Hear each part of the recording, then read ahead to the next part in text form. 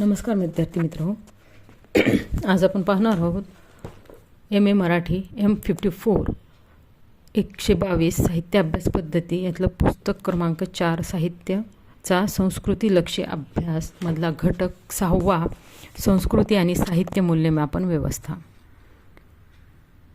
या घटकाच्या अभ्यासानंतर आपल्याला मूल्य या संकल्पनेची व्याख्या करता येईल, साहित्य मूल्य ही संकल्पना स्पष्ट करता येईल, सांस्कृतिक मूल्य व साहित्य मूल्य यांच्यात समन्वयाची शक्यता शोधता येईल, संस्कृतीलक्षी साहित्य अभ्यास पद्धतीचे उपयोजन करता येईल.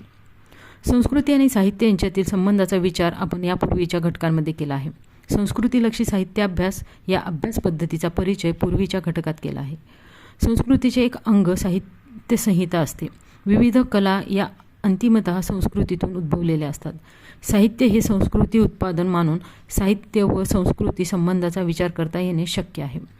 समाज किंवा समाजगट, समूह, उपगट हे संस्कृती निर्माण करतात आणि संस्कृतीतून नियमव्यवस्था, मूल्यव्यवस्था, संस्था, आचार-विचार संहिता निर्माण होतात. साहित्य ही त्यामुळेच संस्कृती निर्मितीत सुंदर व जीवनपोषक संहिता ठरते. साहित्य विचार संस्कृतीचे संस्कार असतात. तसेच संस्कृतीवरही साहित्याचा प्रभाव पडू शकतो. विविध कला, मानवविद्या, समाजशास्त्रे, विज्ञान, तंत्रज्ञान या संस्कृती संबंध विद्याशाखा आहेत.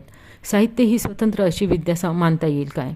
मानव जीवनाची वाटचाल, अनुभवांची मांडणी, यातून दिग्दर्शित होणारी मूल्यात्मक पद्धती आलेली जीवनदृष्टी हे सारे जीवनाशय, जीवनार्थ विविध घटनांमधून संघटित होतात. जीवनाशय हे प्रत्यक्षगत, साधर्म्ययुक्त, पूरक किंवा अपेक्षित आदर्श अशा स्वरूपाचे असतात आणि साहित्यात माणसांच्या वर्तन व्यवहाराचे, नीतिकल्पनांचे, भावभावनांचे, संघर्ष, जयपराजयाचे, निसर्ग शरणतेचे, निसर्गावर विजय मिळवणारे अशा अनेक संमिश्रतेचे महाकथने होऊन येतात. साहित्य, कलाशास्त्रे, इतिहास, परंपरा, संस्था, नियमप्रणाली आणि मूल्य निकष संस्कृतीला आकार देतात. संस्कृती ही सतत उन्नत होणारी सजीव प्रक्रिया असते. तिच्यात परिवर्तन येतात. अधिक सुंदर आनंदाचे जीवन, कल्याणकारी समाज निर्मिती हे संस्कृती व्यवस्थांना हवे असतात. नको असलेल्या काळाला न चालणारा सांस्कृतिक आशय टाकावाही लागतो. या प्रक्रियांचे पडसाद, प्रतिक्रिया साहित्यात उमटतात. या पडसादांचे मूल्य काय? मूल्य कशाला म्हणायचे? साहित्य मूल्य आणि संस्कृती मूल्य यांच्यात कोणते संबंध दिसतात? अशा प्रश्नांच्या आधारे संस्कृती आणि साहित्याच्या मूल्यमापन व्यवस्थांचा आपण विचार करणार आहोत. मूल्य संकल्पना. मूल्य म्हणजे किंमत. मूल्य म्हटले की आपल्याला आर्थिक मूल्य वाटते, परंतु किंमत आणि मूल्य यात फरक केला जातो. पिशवीतून मिळणाऱ्या दुधाला किंमत असते आणि आई बाळाला जे स्तन्य देऊन पोषण करते त्या स्तन्याला मूल्य असते. त्यात किमतीपेक्षा अधिक काही असते. तात्पर्य मूल्य आणि किंमत वेगळी ठरतात. मोल करणे, पात्रता ठरवणे, निकषांवर तपासणी करून योग्यता, उचितता ठरवणे या क्रियांच्या मूल्यांशी संबंध जोडता येईल. चांगले वाईट, श्रेष्ठ कनिष्ठ, योग्य अयोग्य, उपयुक्त अनुपयुक्त असा निर्णय करताना मूल्य या संकल्पनेचा विचार करावा लागतो. निकष, प्रमाणके, मानदंड, सत्वयुक्त तत्वे या अर्थाने अधिक चांगले अशा गुणात्मक निकषांना मूल्य असे संबोधता येईल. साहित्य मूल्य. येथे आपण साहित्याच्या अभ्यासाच्या पद्धतीचा विचार करीत आहोत. साहित्य मूल्य ही संकल्पना म्हणूनच समजावून घ्यावी लागेल. साहित्याच्या स्वरूपावरून, आशय, अभिव्यक्तीवरून, अनुभव, संस्कारावरून साहित्य मूल्य ठरवावे लागते. चांगले साहित्य कोणते? श्रेष्ठ कनिष्ठ कसे ठरवायचे? कोणता आशय आविष्काराचे औचित्य सांभाळतो? साहित्य वाचकांच्या भावनांना आव्हान करते का? अर्थसमृद्धीचे, सौंदर्य निर्मितीचे रचनासूत्र कोणते दिसते? साहित्याची निर्मिती कशी झाली? लेखकाने आत्मनिष्ठ किंवा काही बांधिलकी जपली आहे का? वाचकाला आनंद मिळतो की उद्बोधन घडते? संस्कृती संबंध जीवनाशय या साहित्यात आला आहे का?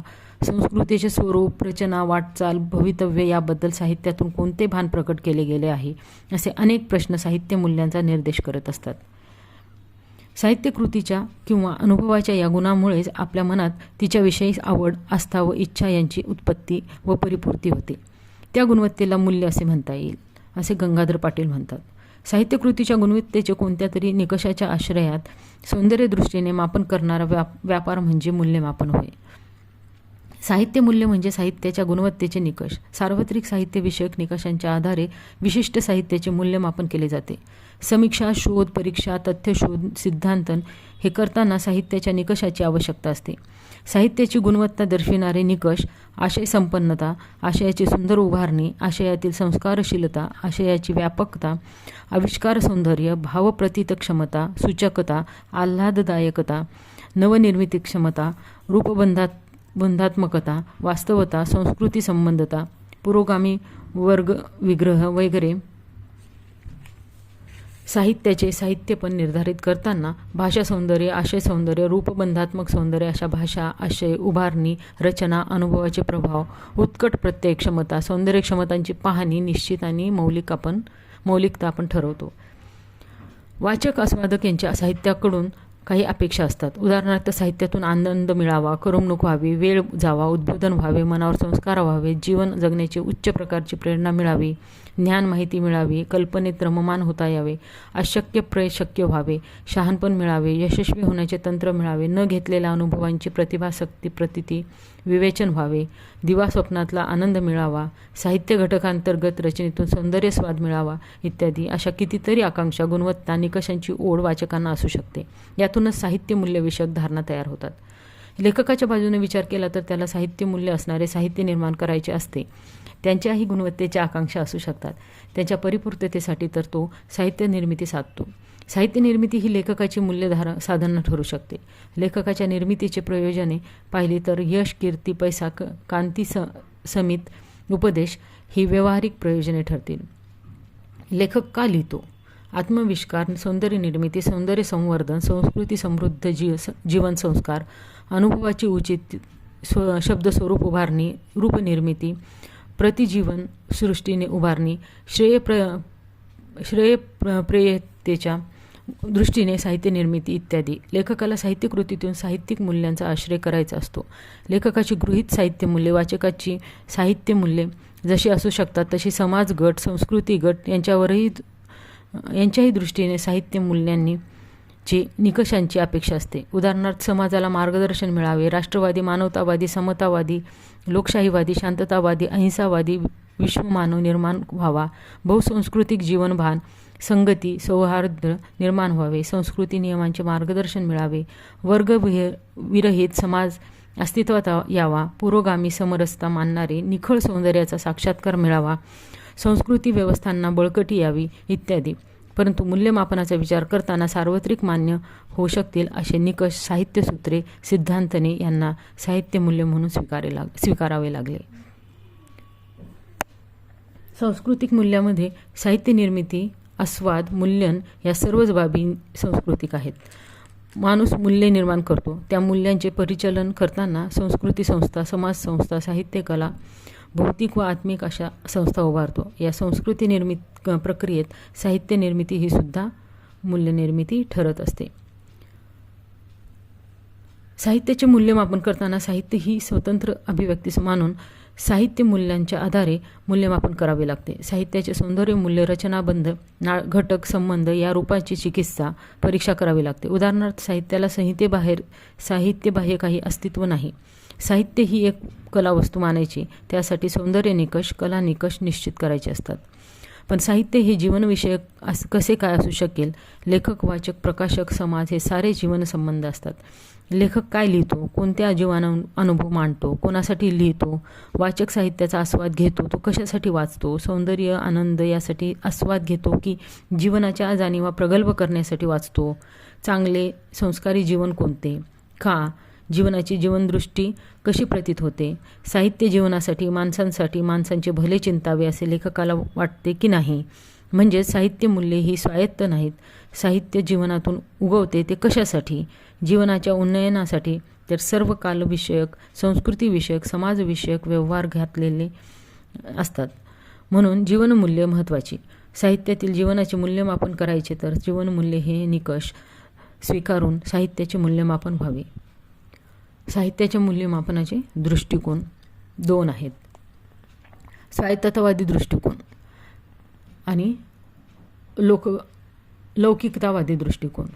स्वायत्ततावादी दृष्टिकोनामध्ये साहित्यातील सौंदर्य मूल्य, साहित्य हे स्वयंभू साध्यात्मक मूल्य आहे. साहित्य हे साध्य कला साहित्यांतर्गत घटकांची संरचना अपरिहार्य व संभावनीय असते. सर्व घटक एकात्म रूप धारण करतात. साहित्य मूल्ये जीवनाच्या इतर क्षेत्रांपासून पूर्ण वेगळी असतात. सौंदर्यानुभव महत्त्वाचा. साहित्य या कलावस्तू सेंद्रिय एकात्मता असते. त्यातूनच सौंदर्यानंद, साहित्यानंद मिळतो. साहित्यकला आहे. साहित्यात अर्थपूर्ण रूपबंध असतो. त्या रूपबंधाचे आस्वादन सौंदर्य मूल्याची निष्पत्ती ठरते. हेतुरहित हेतुपूर्णता. कला म्हणजे विश्वचैतन्याचा माध्यमात आविष्कार, रूपबंध, अनेकार्थता, विरोधाभास. सौंदर्य मूल्य हे अंतिम मूल्य असते. लय सिद्धांत साहित्यकृती. अन्योन्यतिरिक्त रचना असते. स्वयंपूर्णता, समूर्तता, प्रतिमात्मता.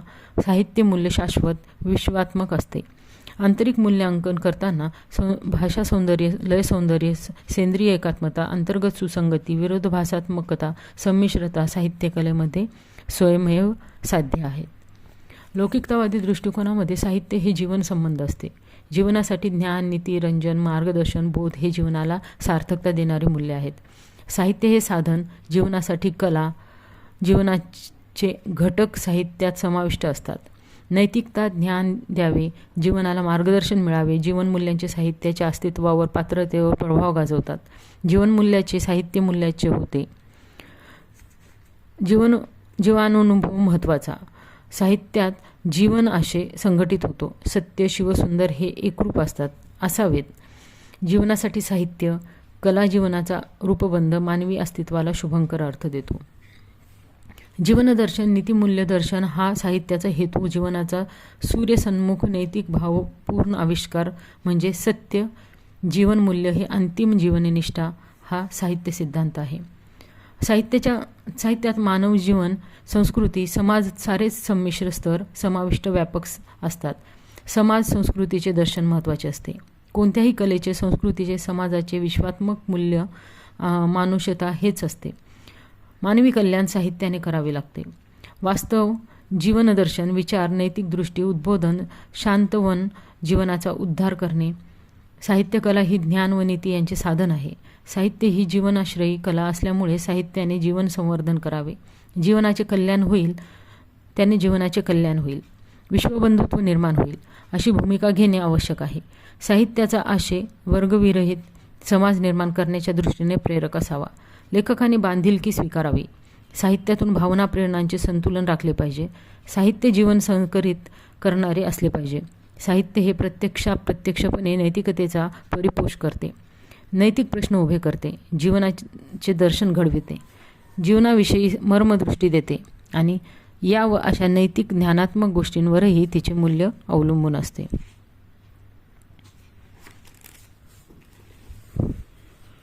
मूल्य समन्वय आणि शक्यता. साहित्य ही आशयवादी जीवनसंबंध, संस्कृती, समाजसंबंध कला आहे. साहित्याचे मूल्यमापन केवळ साहित्य मूल्यांच्या आधारे करणे शक्य असले तरी आवश्यक नाही. कलेसाठी कला आणि जीवनासाठी कला किंवा स्वायत्ततावाद आणि लौकिकतावाद असे ध्रुवीय समर्थन करण्यापेक्षा साहित्य ही संस्कृती संबंध, जीवनसंबंध कला म्हणून स्वीकारता येईल. साहित्य मूल्य आणि जीवनमूल्य यांच्यात समन्वयाची भूमिका घेता येईल. मुळातच साहित्याचे मूल्यमापन महत्त्वाचे की विश्लेषण, आस्वादन, उद्बोधन का रंजन महत्त्वाचे? आपण कोणत्याही संस्कृती संबंध गोष्टींचे मूल्य निर्धारित करावे लागते. संस्कृती ही मूल्य निर्मितीच्या प्रक्रियेतून अस्तित्वात आली आहे. अधिक चांगले, अधिक श्रेष्ठ, अधिक आनंददायक, अधिक सुंदर, आदर्श जे काही आहे ते संस्कृती उन्नयनाचे निकष ठरतात. संस्कृती ही माणसांनी केलेली मूल्य निर्मिती आहे. तिचा एक अंश साहित्यवादी कला आहे. उपयुक्तता आणि सौंदर्याविष्कारता या समन्वय साधने म्हणूनच आवश्यक ठरते. साहित्याचे कलाकृती असणे, तिचे कलावस्तू असणे. जोखायचे असेल तर साहित्य मूल्यांचे आधार घ्यावेत आणि श्रेष्ठत्व, महानता ठरवायची तर संस्कार, उद्बोधन, नीती, ज्ञान, धर्म, प्रणवता, श्रद्धा अशा निकषांचे उपयोजन करायचे असते. जीवनमूल्य आणि साहित्य मूल्य परस्पर संबंधित मानून साहित्याचे मूल्यमापन करता येणे शक्य आहे. सौंदर्य मूल्य आणि नीतिमूल्य यांच्यात विच्छेदन करणारी मूल्यमापन व्यवस्था आता टाळावी लागेल. अनेक निकष असू शकतात. अनेक संस्कृती, समाज अस्तित्वात आहेत. तेव्हा बाहेरून निकषांची लादणी होऊ नये. नवे साहित्य दर एक काळात संस्कृतीत अस्तित्वात येते. जीवनाशय परिवर्तित होतात. नवे गुंतागुंतीचे प्रश्न वाढतात. तपशिलामध्ये तर नेहमीच चंचलता असते.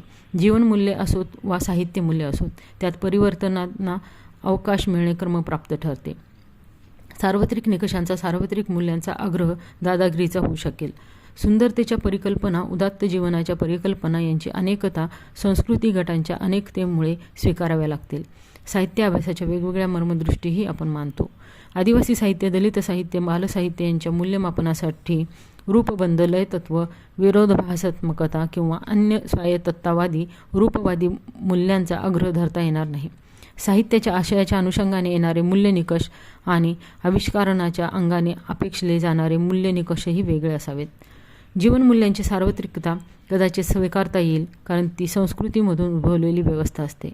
तसेच साहित्य मूल्यांची सार्वत्रिकता स्वीकारता येईल काय? जीवनमूल्ये आणि साहित्यमूल्ये यांचे विभक्तीकरण करण्याऐवजी साहित्याच्या आशय आविष्कारणाच्या अनुषंगाने काही संवादात्मकता शोधता येईल. पण अलीकडच्या काळात साहित्याच्या जीवनवादी मूल्यांनाच प्राधान्य मिळते आहे, किंवा आंतरिक सौंदर्य शोधण्याचा रूपवादी काळ आता उरलेला नाही, हेच खरे. साहित्याची संस्कृती समीक्षा आणि मूल्यमापन व्यवस्था. साहित्याची सांस्कृतिक विशिष्टता लक्षात घेणे आवश्यक आहे. साहित्य त्या विशिष्ट संस्कृतीच्या परंपरेतून प्रवाहित होत आलेले असते. सर्व साहित्य संहितांचा इतिहास मांडणे, सामाजिक आणि सांस्कृतिक संदर्भाच्या अनुषंगाने साहित्याचे विश्लेषण आणि मूल्यन करणे, समीक्षा किंवा मूल्यमापन ही देखील नवी सांस्कृतिक समीक्षेच्या संहिता ही संस्कृतीतील नवनिर्मिती ठरते. ही नवनिर्मिती आधीच्या संहितांशी संवादी आणि विसंवादी असू शकते. साहित्य संहिता ही संस्कृतीतूनच उद्भवते. सांस्कृतिक क्षेत्रात सारेच समन्वयाचे वातावरण, घटिते स्थिती असत नाही. विविध विचार, मूल्ये, धारणा यांच्यात संघर्ष उद्भवू शकतो. साहित्याचा अर्थ स्वयंभू नाही, तो वाचक समीक्षक लावतो. लेखकाचाही अध्याहर्थ असतो. हे अर्थनिर्णयन आणि पूर्वीच्या साहित्य संहिता यांच्यातील संबंधाची परीक्षा करणे आवश्यक आहे. साहित्यातून कोणता अर्थ सुचवला जातो आहे, तोच का की अनेक अर्थता सूचित होतात?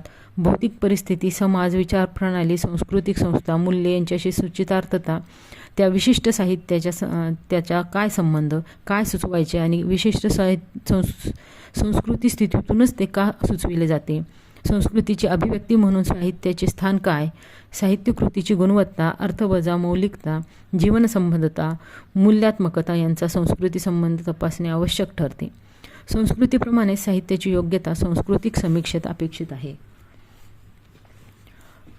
संस्कृतीची अभिव्यक्ती अनेक रूपे आहेत. नीती, नियम, कायदे, संस्था, रूढी, परंपरा, मिथके, समाज गटांतर्गत कला, क्रीडा, लोकसंस्कृतिक आविष्कार, वर्तन, व्यवहार इत्यादी. यापैकी एक कला आविष्कारक अंग म्हणजे साहित्य कला. तेव्हा संस्कृतीचे समग्र आशय संश्लेषण साहित्यातून व्हावे अशी अपेक्षा करता येणार नाही. संस्कृतीची संमिश्रता, गुंतागुंत, परस्पर विरोधी तत्वांचा संघर्ष हे सारेच साहित्यकृतीत येईलच असे नाही. अंशात्मक अभिव्यक्ती म्हणून साहित्याकडे, साहित्य संहितेकडे पाहावे लागते. माणसांच्या जगण्या वागण्याचे काही आकृतिबंध, संकेत, चिन्हे, रूपके, प्रतीके साहित्य संहितांमध्ये असतात. त्या वर्तन व्यवहाराची साहित्यकृतीतून चिकित्सा करावी लागते. साहित्याचे अर्थनिर्णयन करताना अनेक जीवनक्षेत्रांच्या अस्तित्वांचा, तेथील प्रणालीचा अभ्यास करावा लागेल. संस्कृतीशी संबंधित सर्वच जीवनक्षेत्रात विशिष्ट घटिताचा अर्थ काय लावला जातो, तसा का लावला जातो, विविध क्षेत्रांच्या संकल्पना, व्यवहार पद्धती यांच्या आधाराने साहित्य संहितेचे अर्थनिर्णयन करावे लागते. इतिहास, भूगोल, समाजशास्त्र, भाषाशास्त्र, तत्त्वज्ञान, धर्मशास्त्र, कला, स्वरूपशास्त्र, राजकारणशास्त्र, विज्ञान, तर्कशास्त्र अशा अनेक जीवनक्षेत्राच्या तात्विक प्रत्यक्षगत तथ्यांच्या अनुरोधाने साहित्य संहितेचे अर्थनिर्णयन करावे लागते. उदाहरणार्थ, कोसला या कादंबरीचा नायक पांडुरंग सांगवीकर पुण्यात शिक्षण घेताना असा का वागतो, बोलतो, कृती करतो, काही करीत नाही? त्याच्या शिक्षणाकडे, वडिलांकडे, शिक्षकांकडे, मित्रांकडे, अगदी जगाकडे उपरोधाने का पाहतो? पांडुरंगच्या वर्तनाची सांस्कृतिक समीक्षा, चिकित्सा करण्याची तत्कालीन शिक्षण प्रणाली, शिक्षण क्षेत्र, शास्त्र, भाषाविषय, शिक्षकांची बौद्धिक लायकी, वडिलांची ग्रामीण स्वार्थी भूमिका या शोधासाठी तरुणांचे मानसशास्त्र, समाज संस्था, शिक्षण, समाजकारण, राजकारण, मध्यमवर्गीयांचे जीवनशास्त्र, तत्त्वज्ञान, साहित्यशास्त्र, इतिहासदृष्टी अशा विविध ज्ञानशाखांच्या आधारे सांस्कृतिक वर्तनाची चिकित्सा करणे क्रमप्राप्त ठरते. केवळ कथानकाचा रचना, पात्ररचना, भाषाशैली अशा रूपबंधात्मक रचना शोधण्याऐवजी वर्तन व्यवहारांची रचना शोधावी लागते. साहित्यकृती ही केवळ सौंदर्य वस्तू नाही, ती संस्कृतीसिद्ध आणि संस्कृतीतून उद्भवलेली सांस्कृतिक अर्थसूचक वस्तू आहे. साहित्यकृतीचे अंतर्गत घटक पाहून त्यांच्या परस्परांशी असलेले संबंध शोधावा लागतो. त्याचप्रमाणे साहित्यकृतीचे बाह्य परिस्थिती, समाज, काळ, संस्कृती यांच्याशी असलेल्या संबंधाचे विश्लेषण करून मूल्यमापन करावे लागते.